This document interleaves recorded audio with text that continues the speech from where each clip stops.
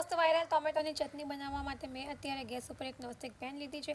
ત્યાર પછી આપણે તેમાં 1 થી 2 ચમચી ઓઇલ એડ કરીશું। આ રીતે ટોમેટો એડ કરીશું। ત્યાર પછી લસણની કરી એડ કરીશું અને અત્યારે કેરીની સિઝન છે તો આપણે કેરી એડ કરીશું અને આ રીતે ગ્રીન મરચાં એડ કરીને આપણે ઢાંકણ ઢાંકી દઈશું અને એને થોડી વાર માટે કૂક થવા દઈશું। ત્યાર પછી આપણે ટામેટાની આ રીતે છાલ બહાર કાઢી લઈશું અને આપણે ટામેટાં અને કેરીને બીજી બાજુ પણ ફેરવીને આપણે કૂક કરી લઈશું।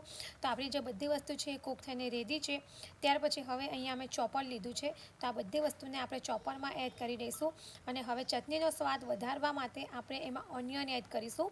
ત્યાર પછી આપણે ફ્રેશ લીલી કોથમીર એડ કરીશું અને હવે આપણે ચોપરનું ઢાંકણ ઢાંકીને ચોપ કરી લઈશું। તો આ જે ચટણી છે તેને તમે ચિપ્સ સાથે ખાઈ શકો છો, નાચોસ સાથે પણ ખાઈ શકો છો અને દાળ ભાત સાથે પણ ખૂબ જ સરસ લાગે છે।